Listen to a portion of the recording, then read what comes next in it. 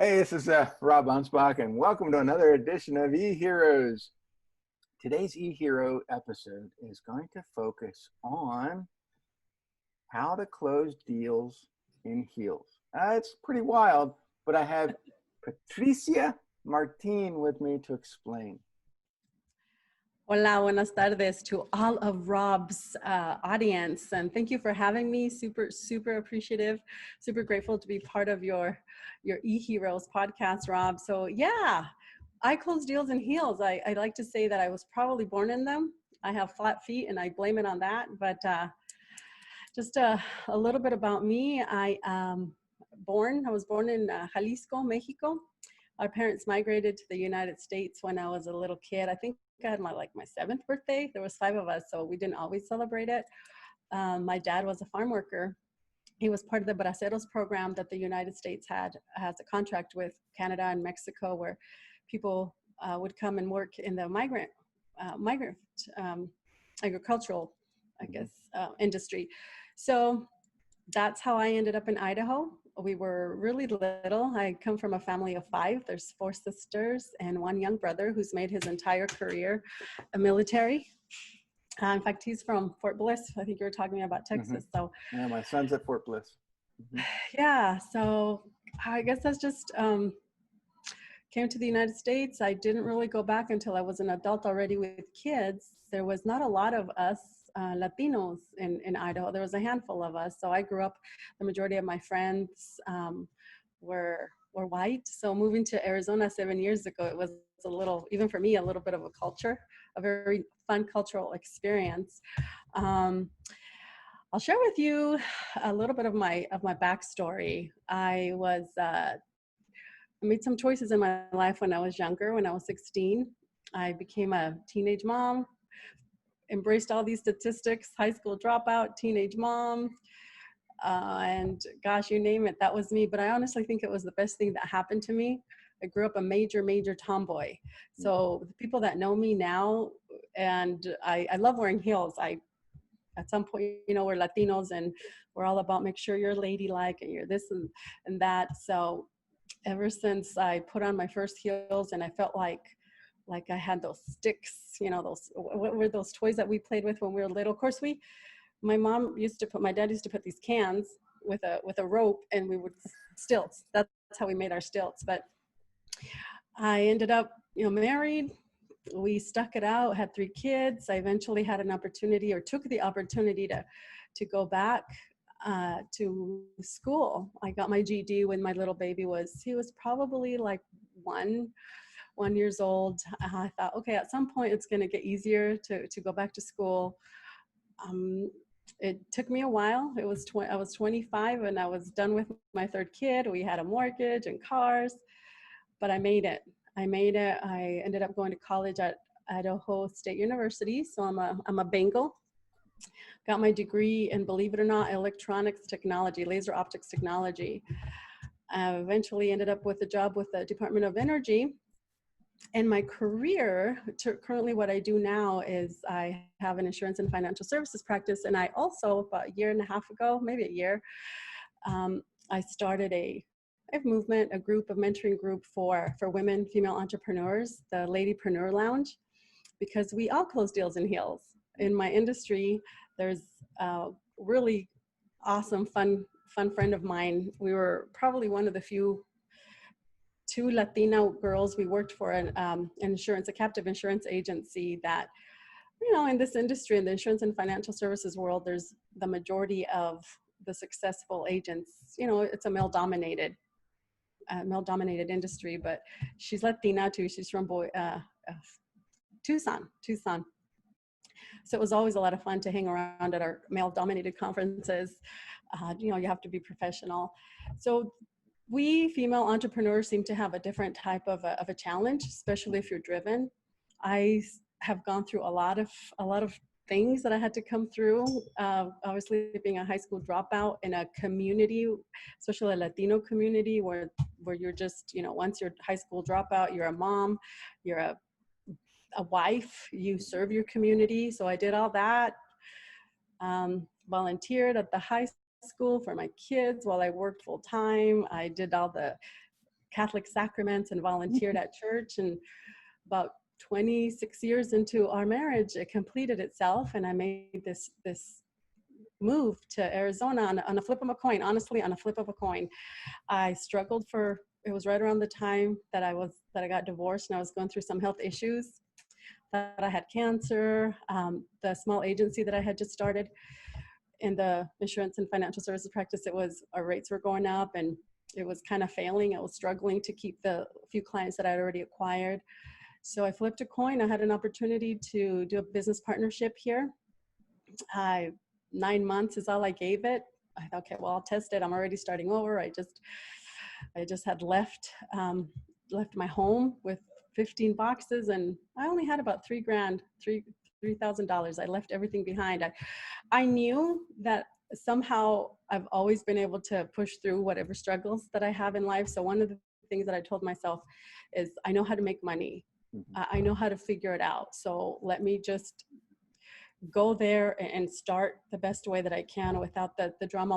A lot of women end up, couples end up going through bankruptcy, through divorce. It's a really, really high percentage.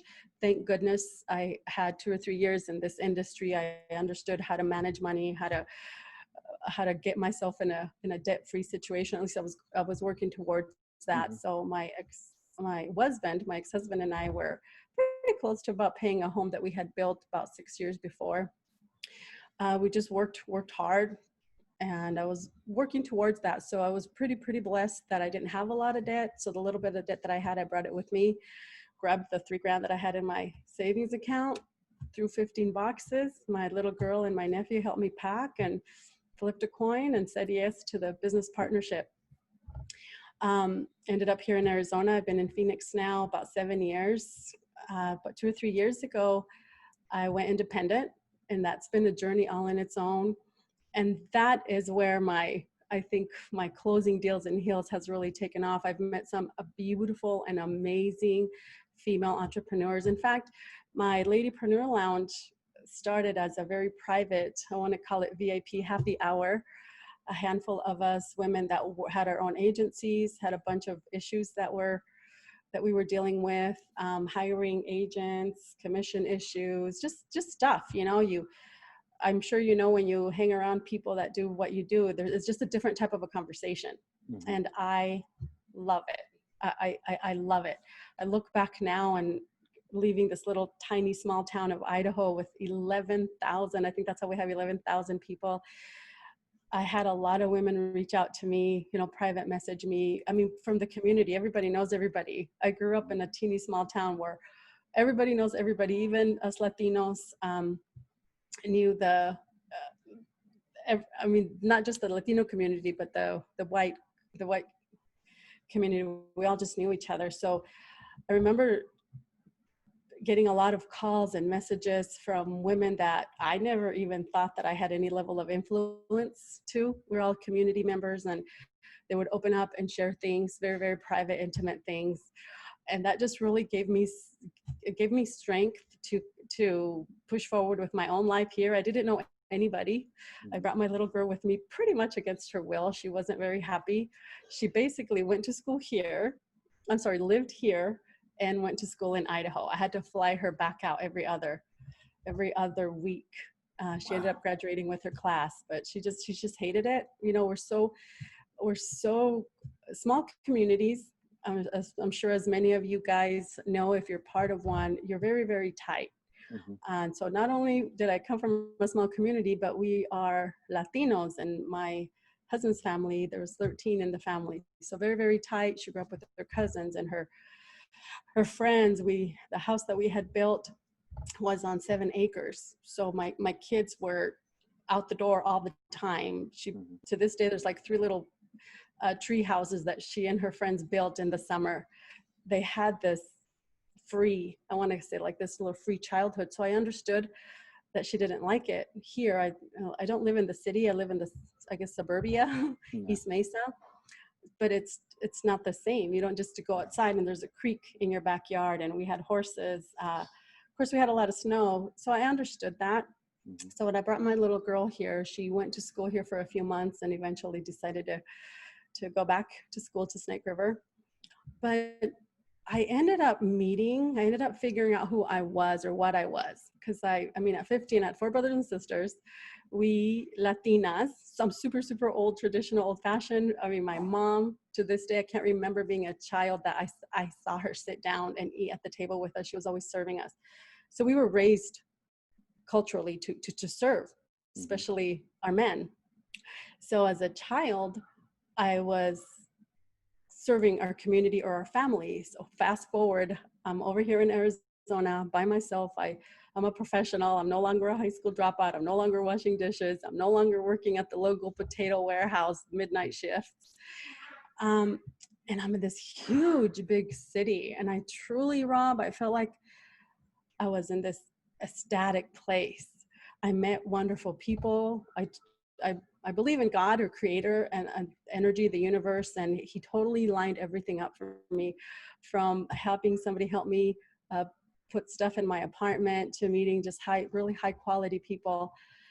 And I just ended up aligning with a handful of women that were in my industry, that were driven, that were very passionate about serving their clients and being leaders. And so I believe that's what I ended up tapping into when women would reach out to me. I have always been able to do everything that I can to stay balanced. Believe me, it's been a tough journey.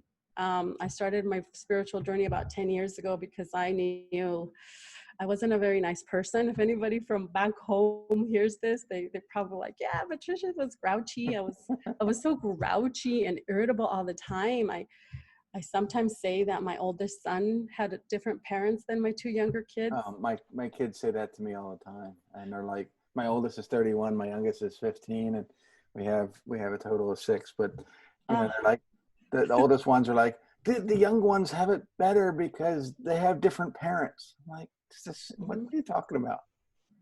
You do, I was so excited when I had my little boy. I used to be I was so excited because I could actually go buy toys that we couldn't afford when I was young. So I was, oh my gosh, this is for him. Or we would lay down in color, and he played Ninja Turtles. And I finally bought my first, the Star Wars girl with her. Come on, help me. All the guys Princess know Leia. who I'm talking. Princess Leia. Yeah. Oh, I remember one time going to the store and feeling so excited because I could buy a doll for myself. I was 16 years old. I mean, 16-year-olds today are so much different than me. I didn't wear any makeup. I grew up a tomboy, believe it or not, major tomboy. So go figure how we ended up, getting pregnant. But we just didn't know, I guess. We're a really young couple. My husband is a little bit older than me, not too many years, but we just were young. It happens. So I just found this opportunity for myself to embrace or try to figure out, who the heck am I? And I want to speak to this to women, because we serve so many roles. We're mothers, we are leaders, we are community engagement authorities, and we don't always take the time to figure out who we are and what we do. So in my little exclusive group in my Ladypreneur Lounge, when we had our VIPs, we just talked raw, authentic. I don't know if it's the Tom girl in me, or just who I became, but I attract very authentic and genuine women in my life. Not, you hear other women talking about, oh, it's so catty and women this and women that. I celebrate and see the strength inside women. I mean, I could sit and have a conversation with a woman, and I feel like I can see through her. I have this gift. I have this divine, I think I call it my divine gifts. We all have them. We just have to somehow tap into them. So as I pursued my spiritual journey, and the book that changed my life, I know we're all friends with Joe Polish. She talks about the domino. Your first domino. For my spiritual journey, my first domino book was The Four Agreements by Don Miguel Ruiz. My brother gave that to me. I started seeing things in such a different way. Don't take anything personal. Be impeccable with your word. And so it changed me. It changed how I was around. It changed how I showed up for people. But it changed how I showed up for myself. And when I started learning who I was, because for the first time in my life, when I moved here to Arizona, and my daughter decided to move back, I was not by myself, but I was with myself. Mm-hmm. And I really want women or anybody that's listening to sit in that space. What is it? You're not by yourself. It was such an eye opener coming here to meet all these like single people. Well, It was just they were all over the place. I'm not a woman, but I would assume that it's empowering. And so when you're done taking those heels off at the end of the day, you still feel that power that you have, that you took out into your business as an entrepreneur. You know, years ago, I don't remember who or what conference I was at, but I saw a lady.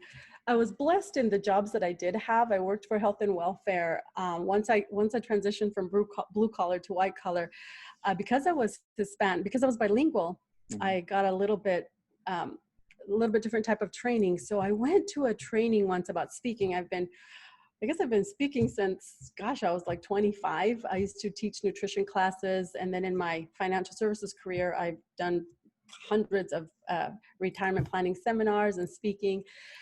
But I remember a lady saying, and so here's a really good tip for women in general. This is a really awesome hack.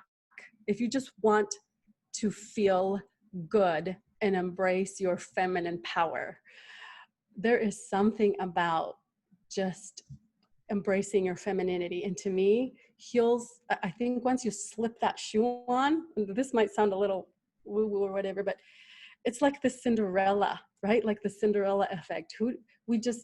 For me, we become somebody else. But I had this speaker, she talked about speaking and how you should dress from the inside out. So she's like, oh, we're matching under, panties and bras and just put on a beautiful dress and make sure it's colored and your nails. And I took it one step further when she said, dress from the inside out. So anytime I showed up to speak or do a presentation, and I took a piece of it from serving as a lector in church, Mm-hmm. but I asked, God, the Holy Spirit, to speak through me. Let it be your words and not mine. Let it be your words and not mine. So I've always tried to show up dressing from the inside out, right? So what does my energy feel like? What do I want my day to be like? How do I want to show up and serve? Mm-hmm. And so I start there. It starts in the shower, right? So I cleanse, not just physically, but I cleanse energetically. There's a chemical reaction within water. For those of you that are energy and woo-woo people, you know what I'm talking about. But I just have the best downloads and ideas, and I get in the best mindset. So I start dressing from the inside out, right? And so you, as a woman, you just embrace your femininity. And any lady that's out there and listening to this, it doesn't matter your weight, your height, your hair. Once you start dressing yourself from the inside out and really embracing that power, I call it the feminine power that we have. And this sounds crazy, Ron, but to me, a lot of us ladies, our last thing we put on is maybe our jewelry. To me, that final piece for me is my heels. I just feel like the tomboy that I'm not. And it wasn't until years later that I truly embraced and learned how to not walk like a duck in heels, because I didn't have that much of an opportunity. I was raising kids. So the first time I dressed up really, really nice, I didn't have my quinceañera. I didn't have a Sweet 16. I didn't have any of that. In fact, our wedding was a very simple, very, very simple put together. I rented my wedding dress. It didn't even fit me. It was hilarious. But once I learned to be with myself and embrace not just the tomboy in me, but the woman in me, there's such power how we show up to serve. Mm-hmm. And so even though my career has been in insurance and financial services, my passion and where I do really show up to serve is for my fellow women.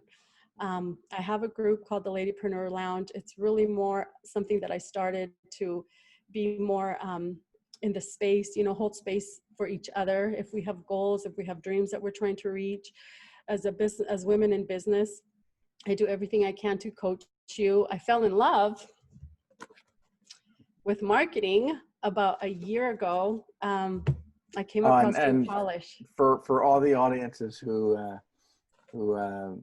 are seeing this or hearing this on audio, not video, Patricia is holding up the Wise Guys Copywriting Handbook, which I helped Tony Polici with a couple years ago, and it's a great book on copywriting. And so, if It is. you know, a shameless plug, go out there and buy it. Well, honestly, I'm going to be a little vulnerable here. I had the contract, the business partnership that brought me to Arizona. I was but I loved it. I stuck with it, and our whole agreement was that after 5 years, I would just purchase this agency. It was within the same parent company, captive company that I was with in Idaho, the agency that I sold. And so that relationship, that business partnership did not go as it was supposed to. Now that I've run around with a lot of entrepreneurs, I feel like everybody has that story where some business ship didn't go the right way, and you either had to start over or you got taken for everything. That kind of was what happened to me. So I found a place where I had to start over. Luckily, God takes care of me, and I got a contract with some leadership from the same company. And it was a transition. It was a transition for me to step into something different than being in this captive world.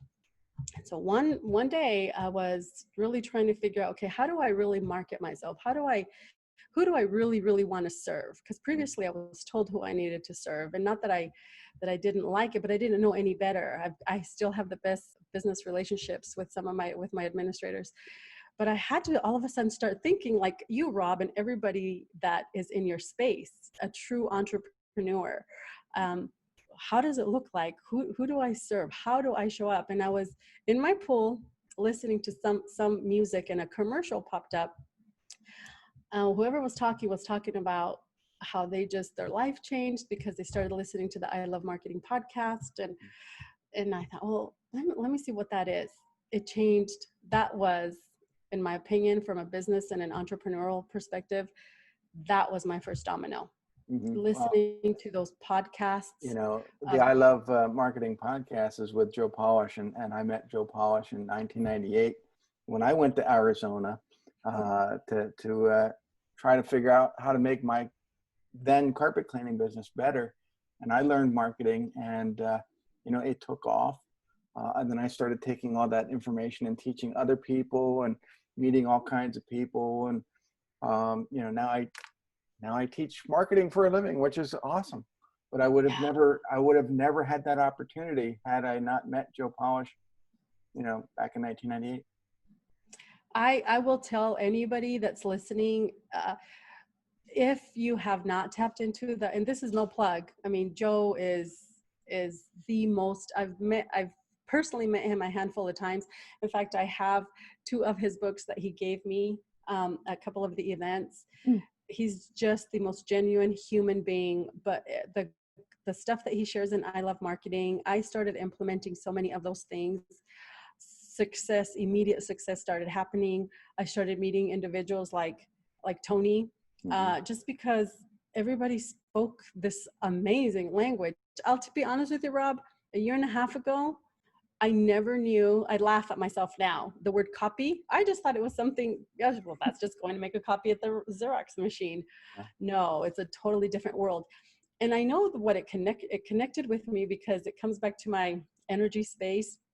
I was talking to you about my first domino, be impeccable with your word. And as I learned different modalities of self-healing and internal healing and loving yourself and being okay with the choices you made in your life, one thing that I heard often was abracadabra, which is as you speak, you create. So many people believe this, and it is true. I say to myself, Patricia, be careful what you ask for, because I get it. I get everything I ask for. And I know that sounds funny, but I have to truly be careful what I ask for. And I think it's very important also to have goals, because and written goals. I mean, one of my goals back in 2000, when I started writing all these goals out, was to someday write a book. Well, it took another 13 years before that would happen.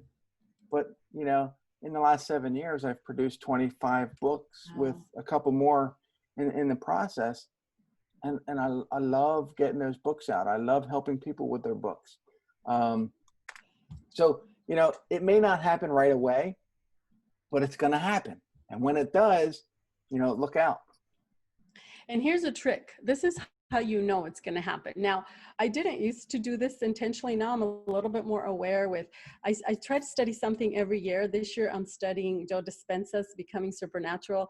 Last year I studied a lot of, I guess it's Wicca. It's the way, like energy and using the elements. I did that for a few months. I've always just been so intrigued with creation, right? The fact that we are energy. I measured it. I know that when I went back to college, not necessarily, I know, to graduate, but because I am a skeptic. In the field that I went into, we measured and we created things with white light, with sound, right? And electronics, optical electronics, none of that you feel and see. So I know it was a prep for me. It was like my creator saying, okay, you need this because you're such a skeptic. You don't believe in anything. But as you start creating your life, you can't, I mean, just certain things have happened for me that I cannot deny the fact that there's a higher force, regardless of what you believe, there's a higher force. And science proves that we are energy beings. I measured my own, energy level. So I fell in love with marketing because it was so much in line with, as we speak, we create. And it put me in the space where not only I felt blessed and humbled that some of the women that I was around with, not only was I able to somehow be able to be of service from a personal growth, spiritual growth, hopefully my trials and tribulations can help somebody, but I started speaking this other language and well, how about if you do this with your marketing? How about if you do this? And it's all from stuff that I've learned. Your book, Joe's book, things I've bought a couple of courses, who never thought about anything, purchasing. It's such a journey to be an entrepreneur. And for women, for us female entrepreneurs, I truly, truly believe that for us to be successful, we have to have what I call the 5 pillars of balance. We have to be aligned with our emotional health, with our physical health. Obviously, I'm very blessed to have a son that's he's competed and placed in bodybuilding, body physique competition. So he's been my coach. In fact, he got me when I was going through those horrible emotional times of my life. Believe me, the physical fitness part of it, he got me from like 28%. And I've never been heavy, but I had more fat than muscle, apparently, even when I was thin. He got me from like 28% to 18 in 2.5 months. It was crazy. So I've embraced the physical aspect of us because we are these whole beings, the spiritual, the mental. Every day I do what I call my morning rituals. I can share part of what I do if you'd like.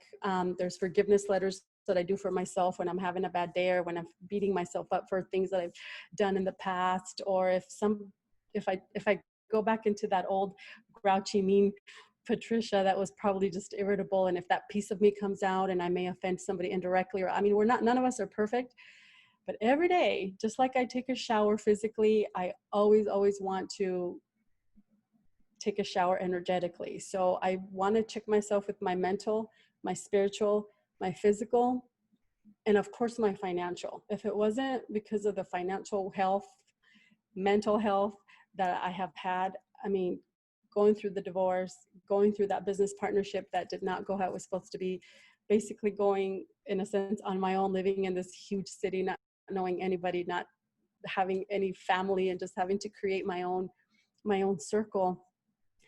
I could not have done or been where I'm at. This is a rite of passage for a lot of women to own their own home. I was able to purchase my own home, purchase my first, I bought myself a Cadillac SRX, a brand new one, against my own financial better judgment, because I knew, but it was, my little luxury vehicle that I wanted for myself. And as I speak to a lot of women, we have these goals and we don't always take the steps to attain them. We get stuck in fear, or we get stuck in self-judgment, or other stories from the past, lies that we tell ourselves, beliefs that aren't even ours. You know, these energetic pieces of garbage that are attached to us from either our childhood or honestly even a past life that we have to clean up. And it's a journey, you know, where I like this thing that I see often, that we're always just chipping away at that better version of ourselves, always just a little chipping away. We're never going to be done. There's always room to grow. And our, what I call my five pillars of health. And if I don't grow, and if we don't grow in any area and stay balanced, we suffer. The other areas suffer. You suffer. The people that you love suffer. Your business suffers. So I really want to share whatever message that I can to the women, whether it's going out there and being your best powerful self and maybe slipping on that Cinderella slipper for yourself, or maybe just putting that extra touch in your hair. If it's the physical piece that makes you feel good, do not neglect the internal. Do not neglect the inside, because that's with you always. And the only person that really sees that every day is yourself. But those that you encounter with, they get to see that occasionally, right? They get to see how you show up, but you're with yourself all the time. So my God, put on those shoes, go out there, or that lipstick, whatever that is, and just love all of you. I not anything against men, but we women, we're just so powerful. We love hard. We work hard. We take care of our children hard. We take care of our men hard. And oh my God, we neglect ourselves so much. Where are you on that priority list of where are you? You know, bump yourself up a little bit, whatever it takes. Go get a massage, go get a facial, engage with other women that show up for you, like me, or find your own circle of friends, that people that speak your language, right? I am very, very, very careful as to who I hang out with. I do not like to hang out with people that are talking about other people, because it's easy to collude. It's easy to get sucked into that. And how are we growing? What are we saying? What are we putting out there in the energetic space? So create your own tribe.